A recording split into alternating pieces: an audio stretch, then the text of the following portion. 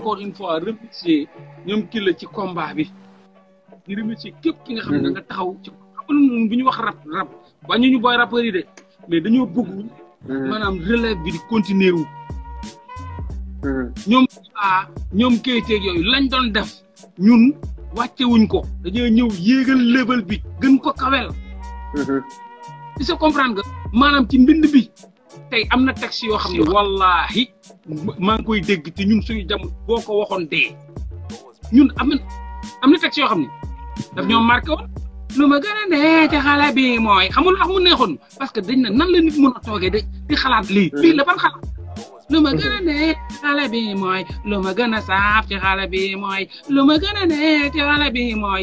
mais ñun ñëpp dañ doon sax sapoté parce que leen mais nit ki nan la mën a ñàkk bopp bu du xalaat mais tey refrain yooyu mi ngi fekk léegi da ngay gis toog rek maay Messi maay Ronaldo maay Messi maay Ronaldo maay Messi maay Ronaldo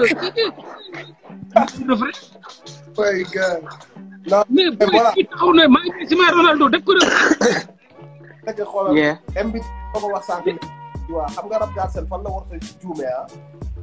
gis nga bis bu Rap Galsen jëlee jugement mu def ko ci ay chiffres c'est-à-dire que ne dugg na dans le monde capitaliste perte nañ lépp lu nekkoon comme valeur lépp lu doon def charte Rap Galsen ak lu taxoon mu spécifique par rapport ak yeneen rap yi ñàkk nañ ko course aux chiffres moom fu mu am qualité dootu fa am fu mu am conviction dootu fa am principe dootu fa am te Rap Galsen lu tax mu différent des autres mooy ay borom xam-xam ñoo ko doon def ba pare dañoo amoon benn dañoo amoon benn engagement moral ak benn engagement patriotique loolu moo taxoon ñu ut tous les rap du monde moo tax ne ñëpp ñu doon déglu dafa am na jeunesse comme ni ma ko wax am na génération yoo xam ne ils se sont forgés sur le Rap Galsen ay textes yoo xam ne si ni changé na ay vie néew ñu amul de mais c'est-à-dire que ni course aux chiffres moo nar a yàq la Rap Galsen li nga tey jii nii États-Unis boo demee chaque jour dama koy dugal sama ay kii pour wax leen pour wan leen pomme rouge dugal Lil Nas X Nas xoolal Nas gis nga Nas lu muy def ci rap gis nga Nas lu mu doon ci wàllu respect ak li muy def ci rap Nas instant bi nii il a sorti vidéo bu mujj bi ça fait 3 jours il est à 400 et quelques mille vues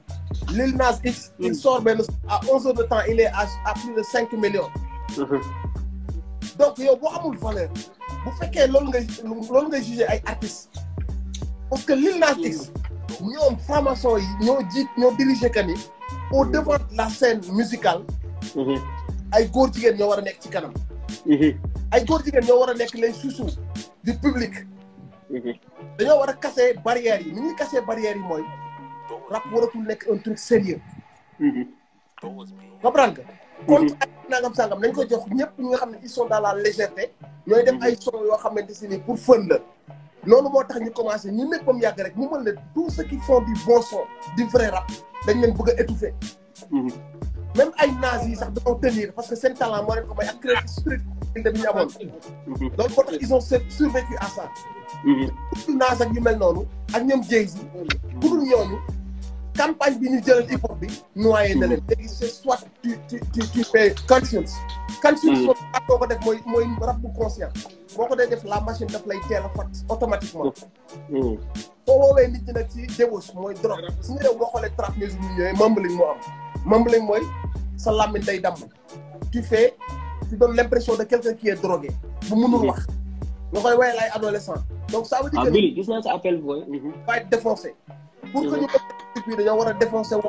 au crack wala ñu défoncé wu à l'ecstasy wala au méthamphétamine